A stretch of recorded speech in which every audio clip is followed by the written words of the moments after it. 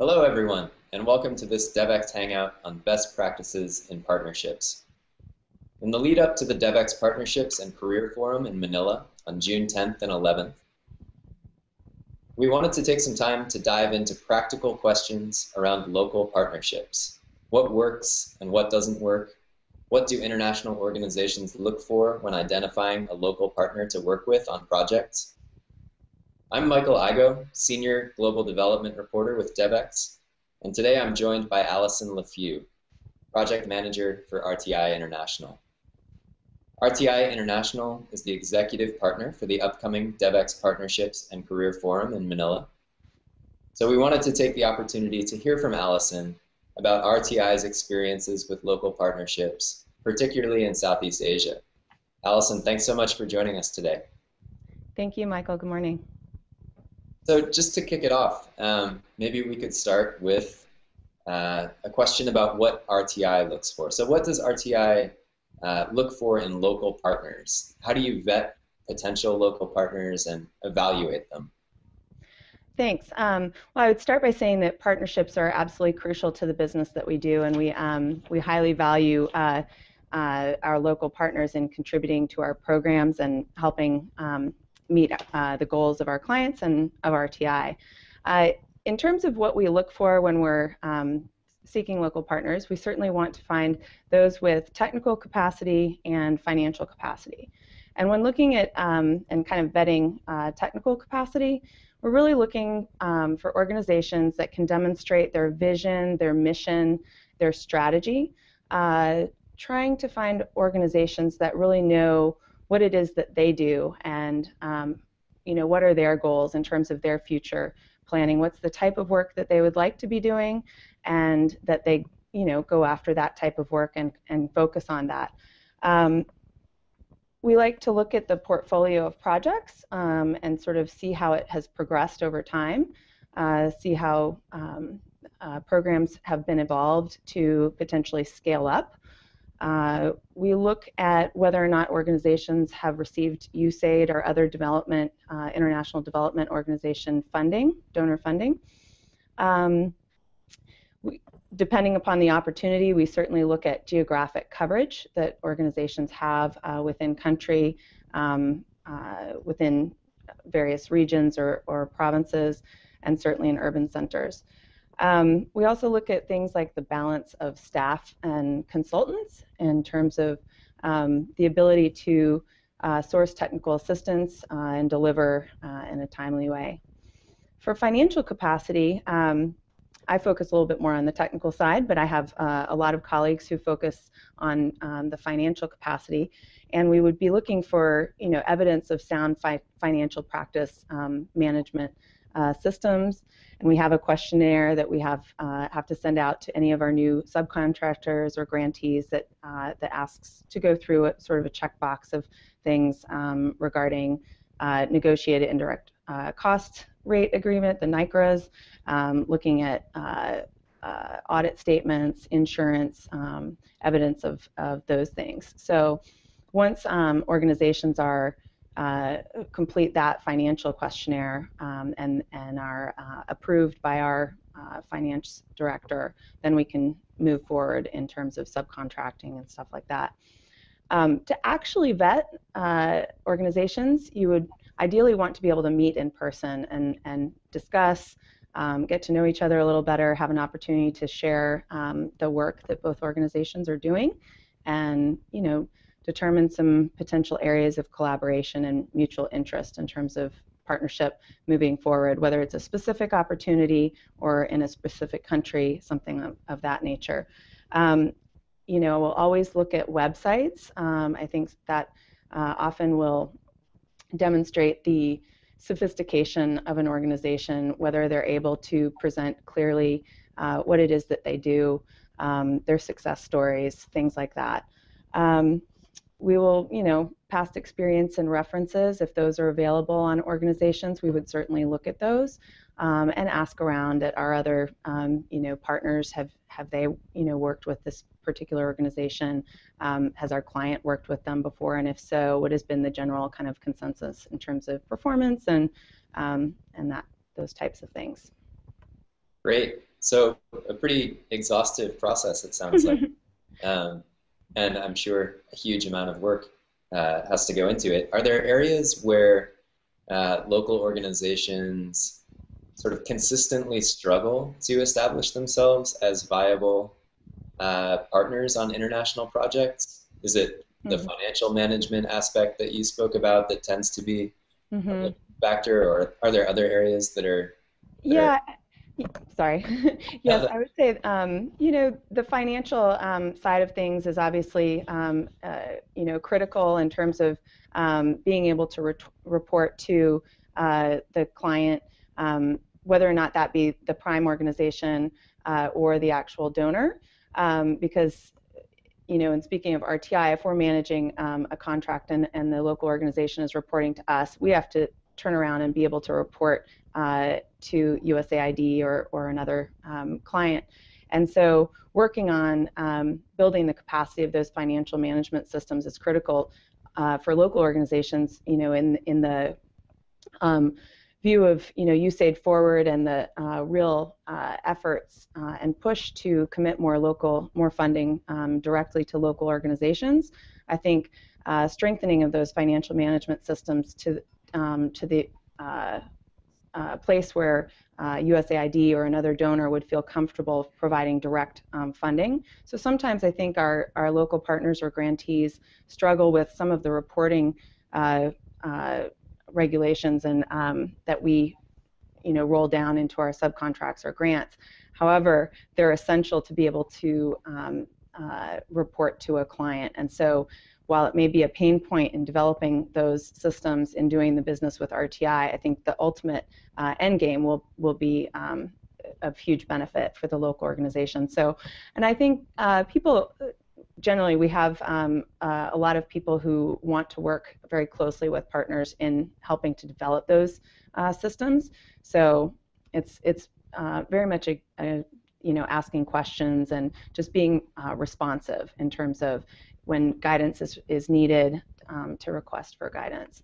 I think on the financial side specifically, it is sometimes difficult for organizations to pull together the financial proposals. And I work a lot on the business development side, and so that's actually maybe where I have more interaction with local partners. And again, proposals are very, you know, there's a tight deadline, and we send out kind of Excel budget sheets with lots of guidance. However, many times organizations don't ask for help until the very end, or there may be you know, misunderstandings about which things need to be completed and how. And I think it's a best practice really to get on the phone if you're not in the same country or whatever, and try and go through some of those at the outset, and really to have a point person who on both sides, so that the local organization can feel very comfortable reaching out for support at an early stage. I would say just ask questions early. On the technical side, I think I've mentioned it a bit about the strategic vision and kind of planning of an organization. I think oftentimes we see there's a lack of clarity from partners in terms of where it is that they want to go in the future. No organization can do everything, and so I think local partners need to feel comfortable that they will, you know, to select a couple of areas of expertise that are their core business, and that's what they want to become known as experts in those areas, and focus on you know, building staff and developing staff with skills in those areas, as opposed to kind of trying to be a jack of all trades and do absolutely everything, and anytime a donor wants to fund this activity, just kind of jumping towards that, but really to have some kind of vision about what type of work they want to do.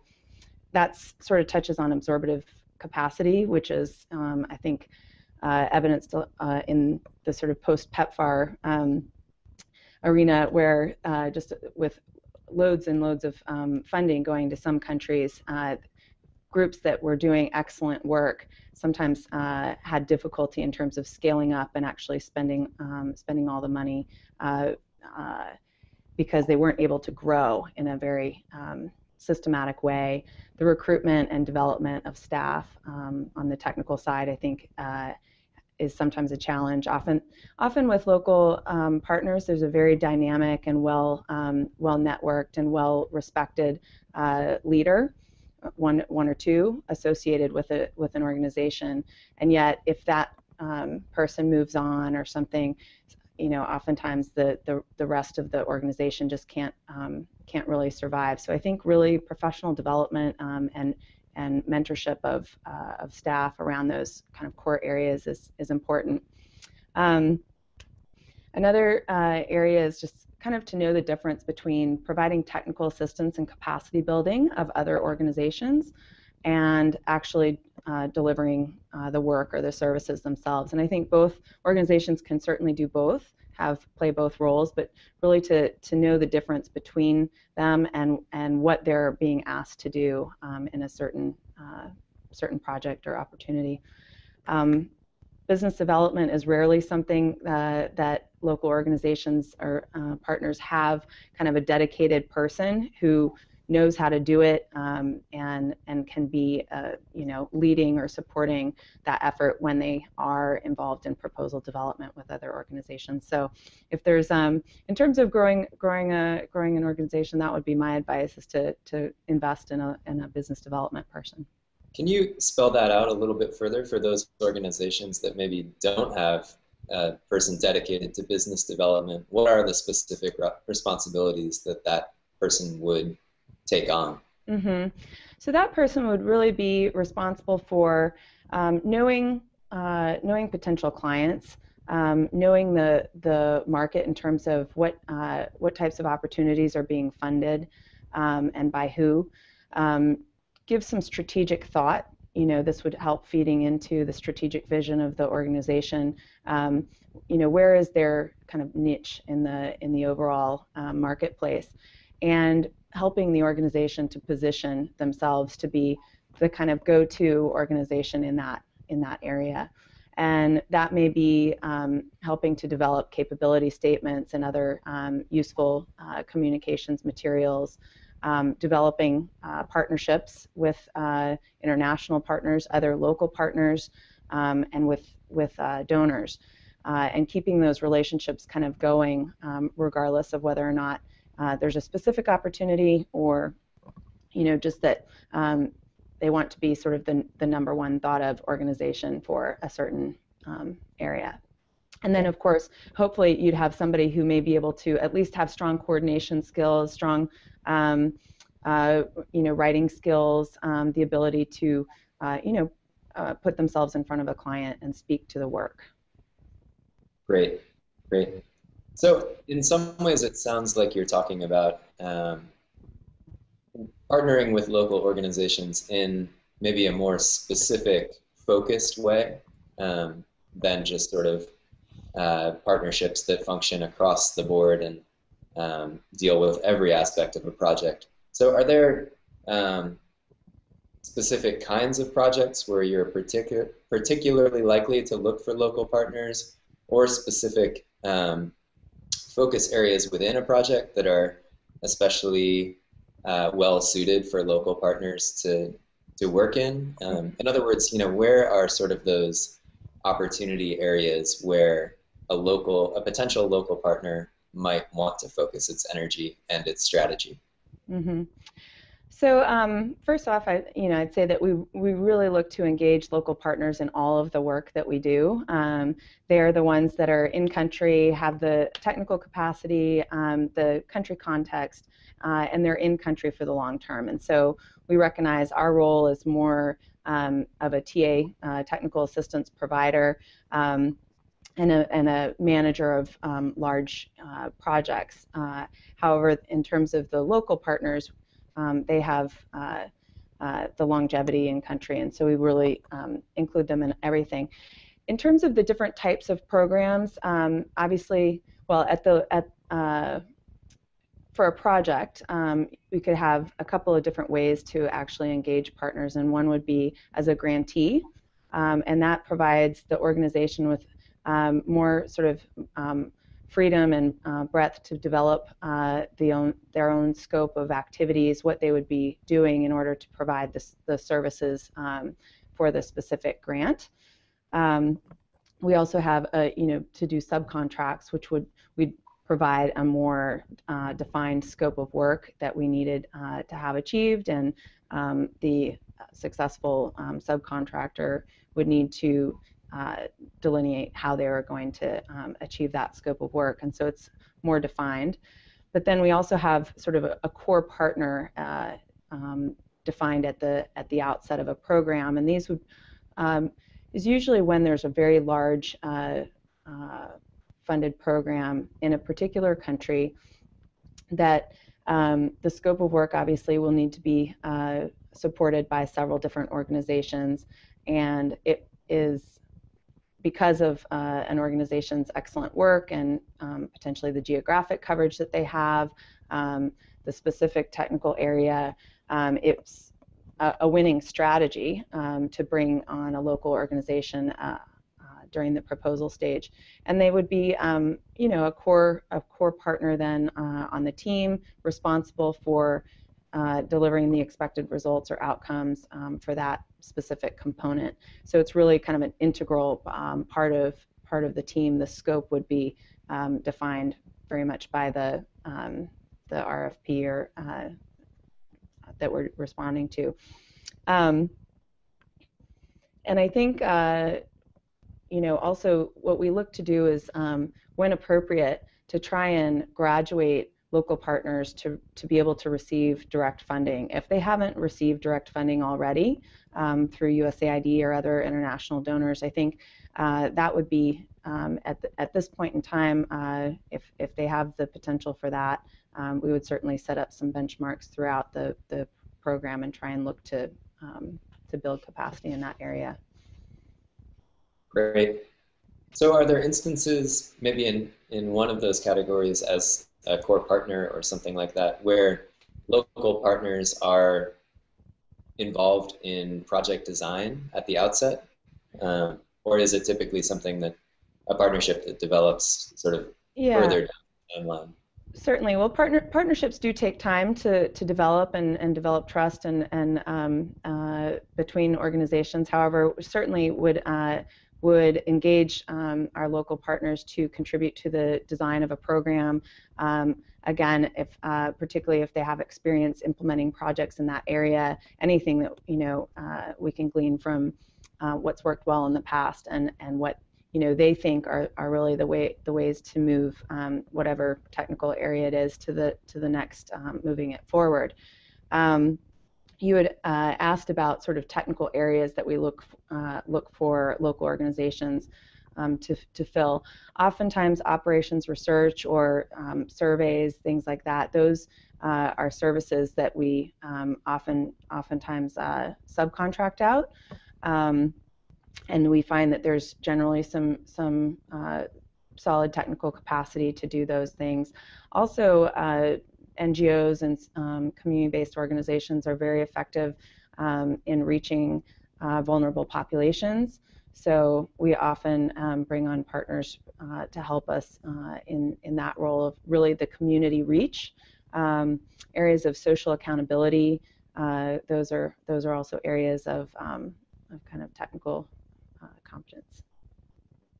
Can you spell out the social accountability area a little bit for us? Mm-hmm. So community organizations that have as their mission to be kind of watchdogs and watch out for communities to make sure that they are getting quality services, that everybody is receiving services, and really kind of hold government and other partners accountable for those services.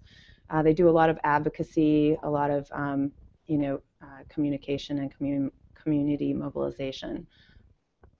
Great. So switching gears a little bit, what would you say is the one biggest thing that a local organization can do to make you want to partner with them again? And the opposite question, what's the one thing a local organization can do to make you move in Yeah. a different direction next time? Probably the number one would be some kind of financial mismanagement, whether that be, willful or unwillful, would be sort of the first thing I think, that would disrupt a partnership, or make us less likely to want to engage with a level of sort of management that you know, scaled to the problem. For one example, like oftentimes grantees have problems with having a pipeline, and they want 3-month advances and to report quarterly. And there are instances where we can manage that, but I think the best practice is to be able to receive monthly advances and to report monthly. So really the financial management is the key thing, and responsiveness in that. I actually reached out to one of our project coordinators in preparation for this call to ask him, as he deals with local partners on the financial management side, what his tips would be. And he really stressed that responsiveness is key, and that he shared an example of a great local organization that we're working with in Indonesia, and from the beginning, from the proposal stage all the way through the project management side, they've been very, very responsive, very flexible, very organized, and have asked questions when they need to and provided updates. So I think that responsiveness and communication is really key to develop trust and just develop a good partnership. Partnership is very much based on communication. That sounds like things like meeting deadlines for, requests for information and all of that kind of thing. Absolutely, yeah. The reporting, both the technical and the financial reporting. Having somebody who is a designated key point of contact responsible for these various things, whether that be an M&E officer or financial management officer, but to really provide that timely communications. Great. So how should a local organization that's interested in partnering with RTI, or maybe you can expand the question to hopefully apply to other international organizations as well, how would you suggest that these interested local organizations reach out to international organizations they want to partner with, and deliver their pitch? What's the best means of delivering a pitch? What's the best means of reaching out to an organization you want to partner with? Mm-hmm. Yeah, I mean, I think this is kind of a lesson for all of us who are looking for business and looking for ways to develop partnerships, is to know your client, know your partner, who it is that you want to work with. Do a little bit of homework, go to their website, research the areas that they are funding, try and find out, just the technical areas that are of the priorities for them, and any funding opportunities that are posted on their websites. So this would apply, particularly for USAID or other donors, to really comb their websites, try and set up meetings, try and go to any local events that are being held, networking events, to showcase the work that's done.